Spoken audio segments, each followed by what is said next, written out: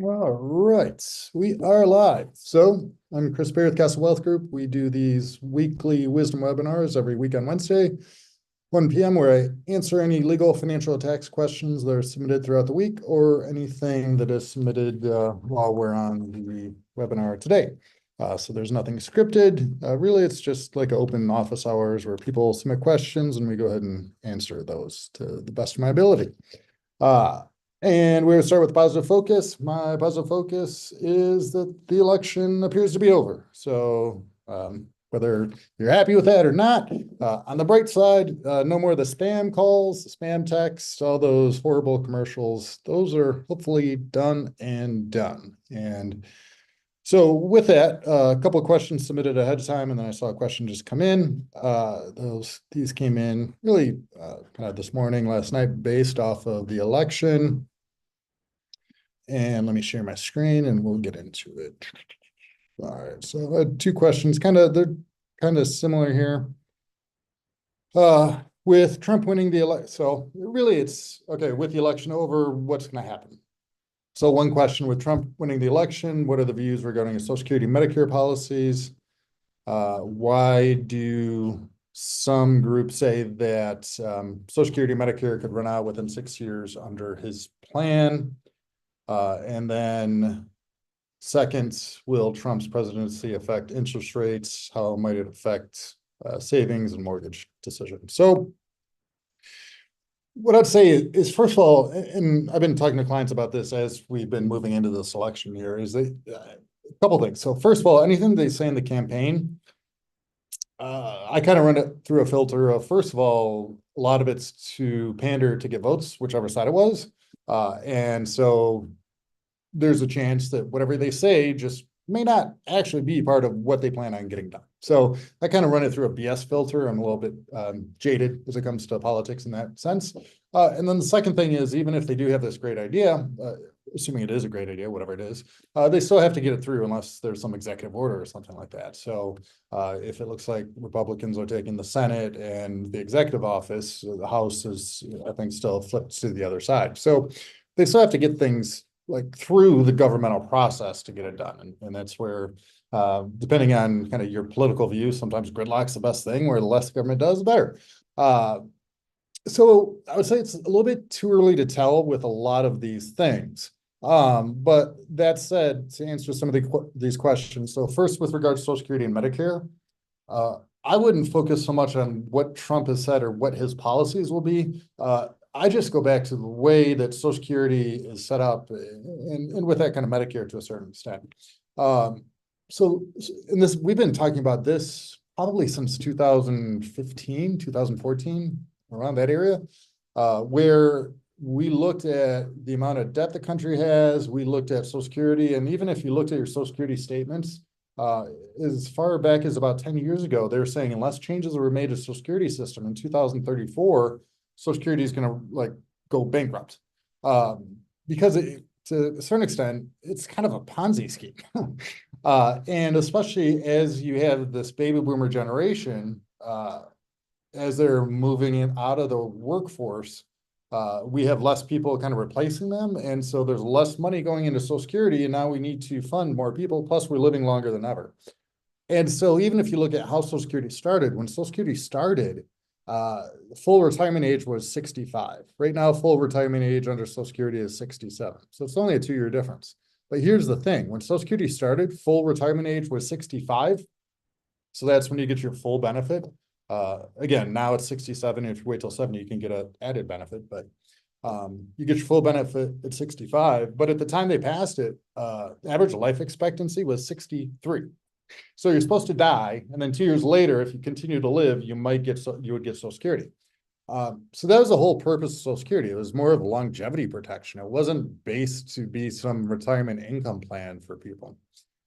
So I think from that standpoint, government has two big issues. One is how are we going to handle Social Security, and how are we going to handle the deficit, the amount of debt we have as a country moving forward. And that's irregardless of which side won. I think it's just a government problem. The way the government is set up, the way Social Security is set up, unless there's changes made, it's going to fail.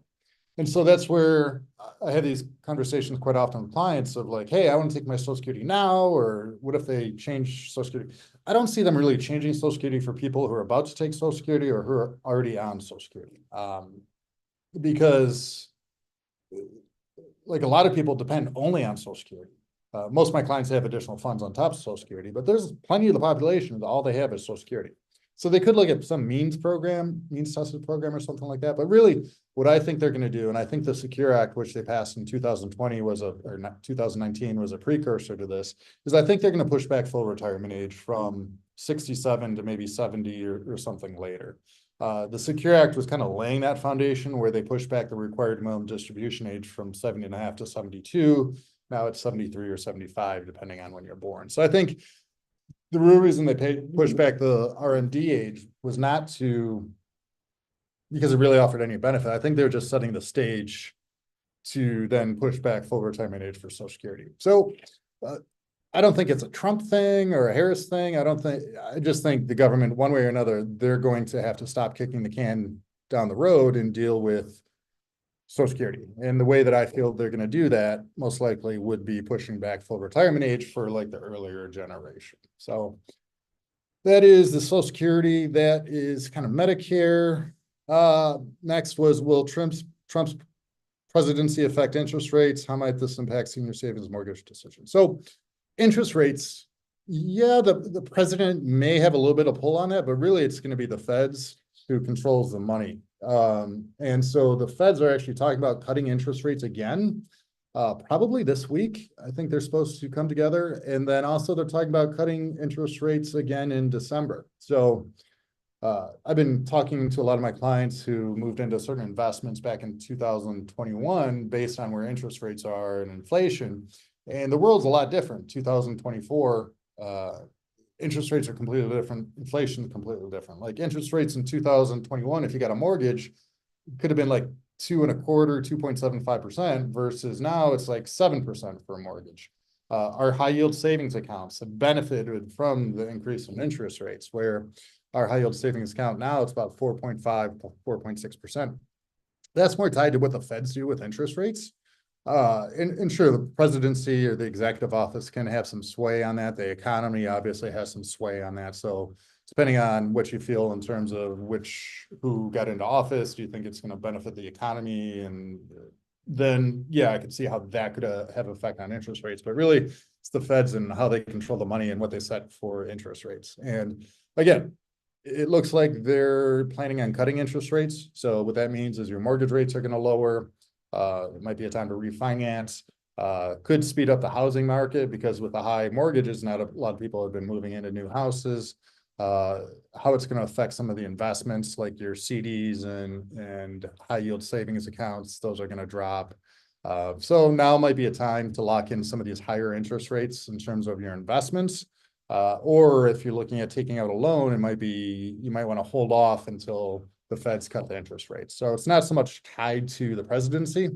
It's more tied to just the economy and what the feds are looking at doing. And again, all signs are pointing to them potentially this week, lowering interest rates and then doing it again in December. So, but yeah, in terms of kind of the presidency and the election, I think it's too early to make any big, broad judgments. Because again, I think a lot of it's what they've been spewing is basically campaign talk. But I think the biggest thing moving in what we're going to see in 2025, I think we're going to have to see some type of plan in terms of taxes. Because the Trump Tax Cuts and Jobs Act, which was passed in 2017 and runs from 2018 to 2025, that's going to end in 2025. That's the last year. And what that means is in 2026, unless they pass a law, and again, it has to get through the whole governmental process in terms of the House, the Senate, the executive office signs it. Are they going to extend those Tax Cuts and Jobs Act? So that's going to have effect on income tax for everyone, not just the wealthy, even if you're at the 12% tax bracket, unless the the Tax Cuts and Jobs Act is extended, your 12% is going to 15, your 22 is going to 25 or 28. So in 2026, unless they extend it, taxes are going up. So that's one thing. And then the other thing is we're $35 trillion in debt. And so that's another thing. We can't just keep kicking the can down the road. And I think no matter which side got in, we're going to have to raise tax revenue one way or another, whether they just blatantly raise taxes across the board. They let the Tax Cuts and Jobs Act expires, which will raise tax revenue. Or they could do similar to the stealth tax, which is or similar, they could pass another stealth tax, which that was the Secure Act. The Secure Act raised tax revenue by saying, and this is getting to a question someone just asked, can you hit the highlights of the stretch being killed? So prior to the Secure Act, which passed in 2019, if you inherited an IRA and became effective 2020, if you inherited an IRA from anyone other than a spouse, you could stretch the taxes out over your lifetime. But with the Secure Act, what they said is now all the taxes have to be paid within 10 years. So if anyone other than a spouse inherits a pre-tax account, they have to pay all the taxes within 10 years. Prior to the Secure Act, we could stretch those taxes over the lifetime. So in 2019, we were $22 trillion in debt, and the government wanted to address this debt bubble. And they saw that there's $26 trillion sitting in pre-tax accounts, like your 401ks, IRAs, 403bs that have not been taxed. So they saw a $26 trillion of untaxed funds, $22 trillion deficit, and they're like, how can I get that as soon as possible? Well, we're going into presidential election year, and they knew they couldn't come after your pre-tax accounts, but the kids are just happy to get anything. So that's where they passed in 2019 that Secure Act that pushed back the required minimum distribution age, which really, I don't think that really had any effect other than to set the table to push back Social Security. But really what it did is said that if you leave this money to anyone other than a spouse, now instead of them stretching taxes over the lifetime, they have to pay all the taxes within 10 years. So not to sound dark, but the government wanted you to die and leave this money to the kids so they could get all this tax revenue. Well, that was the government waving a red flag to say, hey, 2019, this $22 trillion of debt's too much. Well, what happened? We had the pandemic in 2020.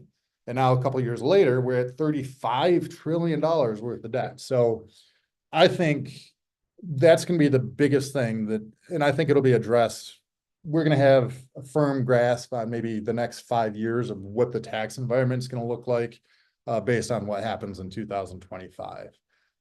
Especially if we have large estates where we're talking about estate tax issues, like estates greater than $10 million. I have a few clients where we're kind of sitting on the fence waiting to see what's going to happen in 2025. But yeah, so can you hit the highlights of the stretch being killed? Yeah, that was done in 2019 with the Secure Act. So that's why a lot of our clients, we're focusing on strategies to move money from pre-tax accounts to tax-free or post-tax. Okay. All right, here's another question that just came in. Let me copy this and paste. Let me share my screen.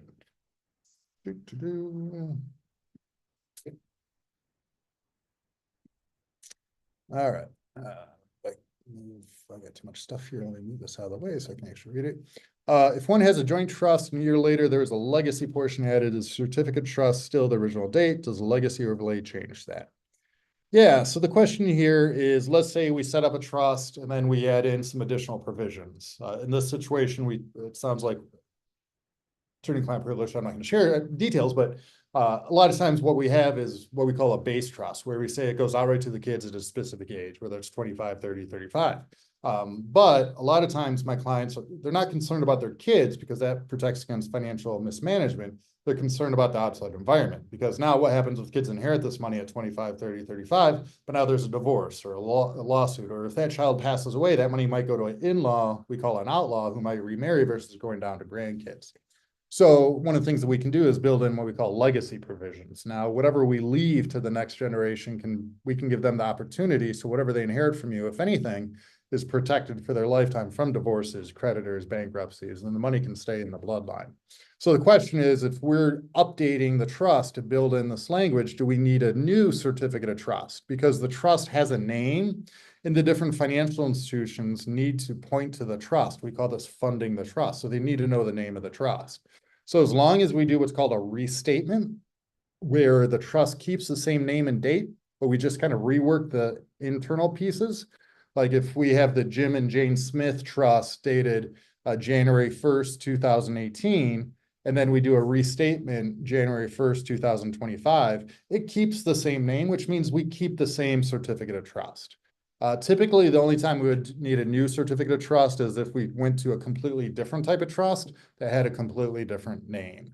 That might be moving to a castle trust or an asset protection trust. But if we're just doing a restatement where the trust keeps the same name, then we can keep that original certificate of trust. We don't need to do a new certificate of trust. So, all right, hopefully that was helpful. And with that, that is all I have in terms of questions. So do you have any other questions? Feel free to shoot me an email and we can address it next week. Otherwise, make it a great week.